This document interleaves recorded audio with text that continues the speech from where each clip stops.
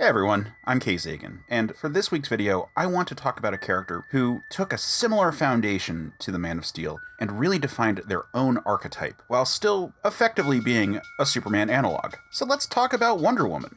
Like Superman himself and Captain Marvel and many of these other characters we've discussed, she first appeared in the Golden Age, and has since gone on to have a continued presence in comics to this day. As a result of this continued publishing history, she has diverged from the baseline Superman archetype dramatically. I would argue that she has forked the concept. See, when she was created by William Moulton Marston in the 40s, she was explicitly created to be a power fantasy for women. The idea was to be a female character as strong as Superman or any of these other heroes that were popping up at the time, but explicitly feminine as well. As I've noted before, during the Golden Age, the Superman idea wasn't as well defined as it would come to be, so this parallel only covered a small number of things that we now associate with Superman. Wonder Woman had a mythological backstory as a member of the Amazons, which gave her a martial bent. Rather than a lone survivor, she was a chosen representative. All of this to say that from the same initial power fantasy concept, she was defined very differently for the audience. But it is the same initial fantasy. While she's only become resistant to bullets in later years because of power creep, they were never an impediment,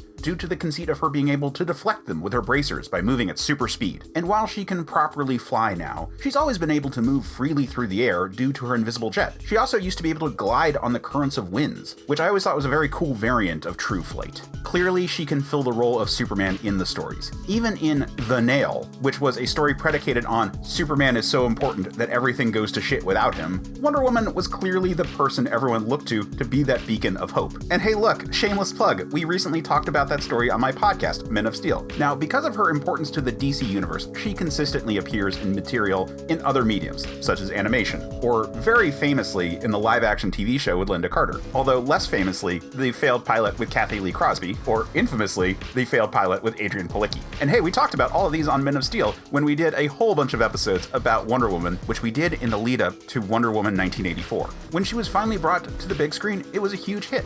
Gal Gadot has done a fantastic job with the role, even if every outing has not been up to the same level of quality. She remains a bright spot in a somewhat troubled cinematic universe. And Wonder Woman has also had plenty of characters based on her, just like Captain Marvel, just like Captain America, just like Superman. And some still bear a close enough of a resemblance to be considered Superman analogs themselves, while others have diverged too far really to be considered for this series. It's a safe bet that there will be a Wonder Woman-based character if someone is doing anything Justice League inspired, such as the High's companion, Right, from the Change or Die Stormwatch arc that I discussed before, or Amaze from Apollo and Midnighter's original team before joining the Authority. Wonder Woman has evil counterparts, such as Superwoman, an evil alternate reality version of her that in some continuities is an exiled Amazon, a Kryptonian, or in some even a member of the Marvel family. And yes, I will be talking about all of these characters at some point. Wonder Woman has also had various sidekicks, who also fit the bill, so there are plenty of Wonder Woman-inspired characters that I will be discussing on this series.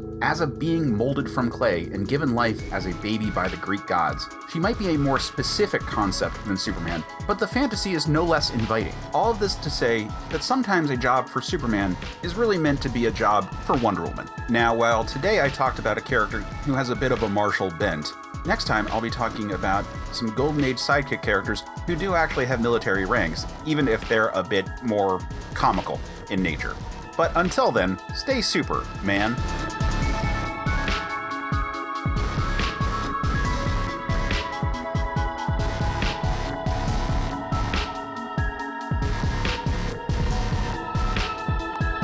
Hey everyone, I just want to thank you for staying to the end of the video. Please do all the YouTube stuff, the liking and subscribing and spreading the word of this show, but also go and check out the podcast I referenced in this episode. Men of Steel is at certainpov.com. We've got a ton of great shows there, as well as a Discord community where you can come interact with us directly. So come, we're really proud of the community that we're building, and have a great week.